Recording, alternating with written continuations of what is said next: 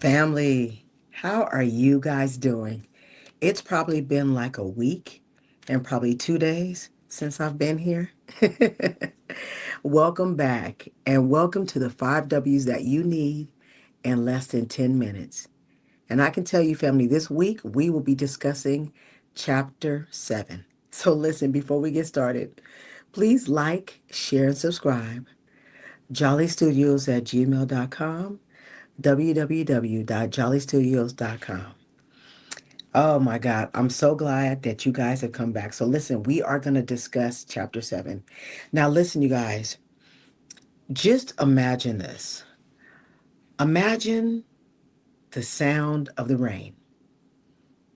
Not a gentle sprinkle, but the kind that shakes the earth. Just imagine that. The sky darkens, the waters begin to rise, and people are running, calling, pounding, but the door of the ark has been shut by God Himself. Now keep this in mind. Inside, there's one family that sits in there silently, listening as the world they once knew is disappearing beneath the waves. Everything familiar gone, everything comfortable gone. Yet, in that sealed space, in the center of the storm, faith is the only light left burning. Y'all, we are going to talk about Genesis chapter 7. And anyone who is joining us for the first time, let me let you understand how this works. Now, what we're going to be doing is, folks, we're going to be going through the Bible from the beginning to the end. We'll be doing a chapter a week. Now, the reason why I decided a chapter a week is because these are for my people who are starting to learn how to get into reading the Bible. You know, for some people, it's some people it's not easy. I know for me it wasn't easy. It wasn't easy for me to settle my mind down to sit down and read it. But I think that what I did the first couple of times, which I know for a fact I didn't actually study. I read it. And now that I'm studying it, and I actually read every day, I give myself about 30, 40 minutes a day. I'm learning so many things that I bypassed, that I didn't get. And I'm so happy that I'm doing this. And I'm not doing this just for me. So I want you guys to know that I'm not the instructor of this. We are all students here. We're all on the same level. So now, if you're new joining me this week, please make sure if you want to catch up, please start from Genesis 1 and now to Genesis 7, because that's where we're at right now. Okay? So, before we get started, let's do a recap. So last week, we talked about chapter 6. Now, in chapter 6, a real quick recap, that was when we were talking about I would say the daughters of Cain. This is when Cain moved his family to the east of Eden, and that's where he built his life there. And then you start to hear about them talk about giants and the daughters of Adam, the daughters of Cain, and it's you have to really go in and to read it, and that's when we start to talk about Noah, because Noah is a part of that lineage. So that's why I said if you haven't joined us until now, I would say go back and read it so that way you'll be able to catch up with us. So that's what chapter 6 was about. Basically starting to introduce Noah and who Noah was and his family. Okay? So now let's start to talk about the who, what, when, where, and why of this chapter. So let's start with the who. Who are we discussing in this chapter? Well, I can tell you, we're discussing God, we're discussing Yahweh. God commands Noah to build this ark and put his family and his animals in here. We're also going to be talking about Noah. Noah is God's righteous one who obeys him and completely listens to all of his instructions to the letter. That's why God loved him so. Also in this passage, we'll be talking about Noah's family, his wife, his three sons, Shem, Ham, and Japheth. I'm hoping I'm saying that correctly. I'm sorry if I'm butchering it. and their wives. And we'll also be discussing the animals. Now, there was a pair of all living creatures, 7 pairs of clean animals and birds, and 1 pair of unclean animals. Now, please note, later on in the Old Testament, we'll get to the clean and unclean of the animals. Just for time's sake, we're just going to crunch it down, but we will be discussing it in length a little bit later on. Okay? All right, so let's talk about the what of this chapter. What was going on in this chapter? Well, God sends the flood upon the earth to destroy all living things that have breath because of the corruption, violence that had filled the earth.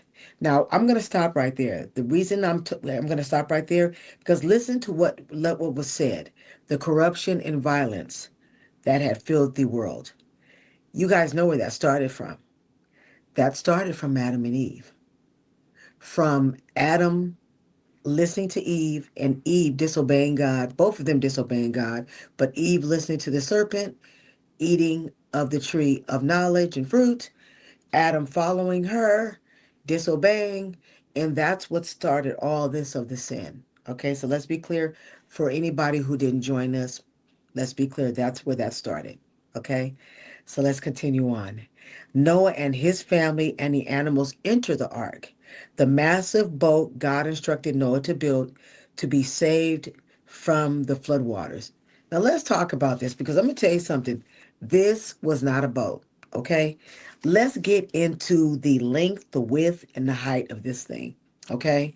Now, the length, because they also have it in cubits, okay, and also in feet. The length was 300 cubits or 450 feet, the length.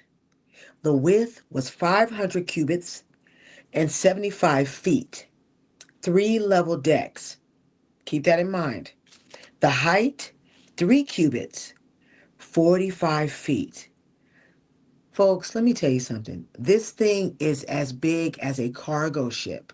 So just imagine being in a little boat and being next to a huge cargo ship. The ark was built like a cargo ship. All right? It was built like a cargo ship. And keep this in mind. One huge main door. One. Only one. All right? Only one. Okay. All right. Well, let's move on to the when. Okay? Now, when did this occur? This occurred, from what I read, somewhere around the 600th year of the life of Noah. So keep in mind, back in those days, people were living way over 100 years old. I know it sounds crazy to us because, of course, we don't have people that are, we're not going to say there's not people living over 100 years old. Of course it is. But we don't have people living to this age, like 400, 500 years old. But back in those days, they did. So this occurred around the time Noah was about 600 years old. Okay. Now keep in mind, when they were in this cargo ship, we're going to say, it was 40 days and 40 nights, but keep in mind, it took about around 150 days to recede, meaning for all the water to settle. Okay. So 40 days, 40 nights, but it took some time for the water to recede, for them to be able to come out of that boat ship, in order to get on to be on land. Okay? All right. So let's talk about the where. Where did this take place? Well, it says the event took place on earth, of course on earth. But Noah and his family were safe inside of the ark, which eventually floats above the flooded world. The ark later comes to the rest in the region of the mountains of Ararat, mentioned later in Genesis 8. Okay, so we'll be talking about that. Now, I don't know if you guys are familiar with Mount Ararat, but that's somewhere in the vicinity of Turkey.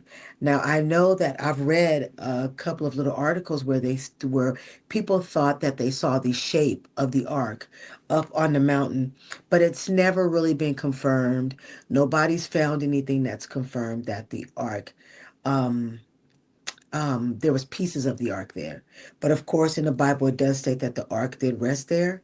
But, these are like these little gems that are in the Bible, things that you want to know. Like for me, I want to know about the ark. I would love to know if God actually left a breadcrumb, a piece of the ark somewhere here.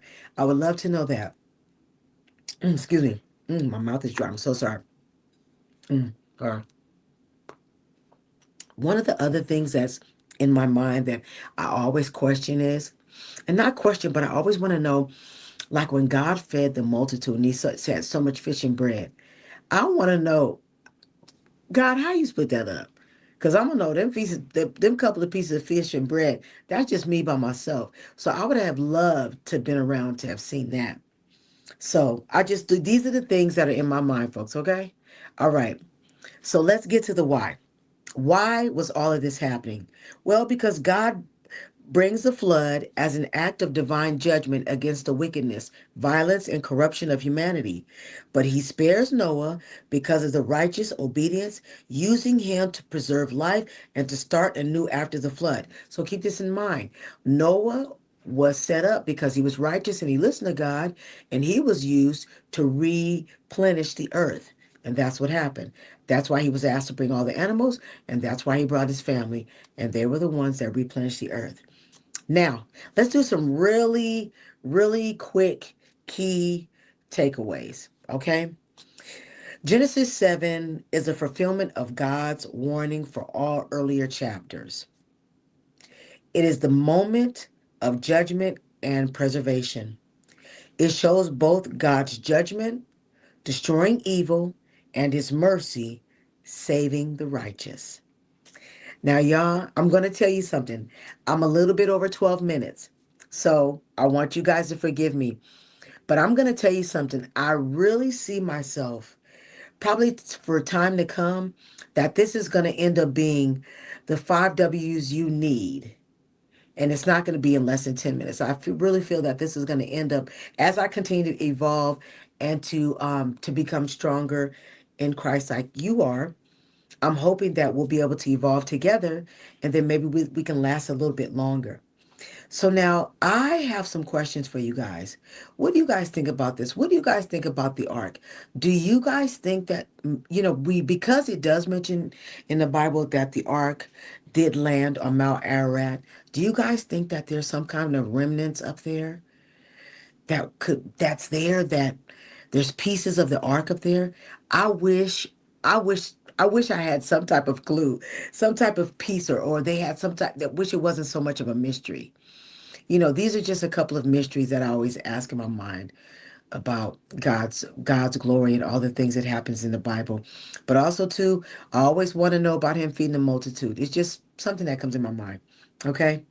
So listen, y'all, I will be back here next week. But listen, before you leave, please like, share, and subscribe. JollyStudios@gmail.com, www.jollystudios.com. Thank you for joining me. I appreciate you. And guess what? I'll see you guys next week. Take care. Peace. Bye bye.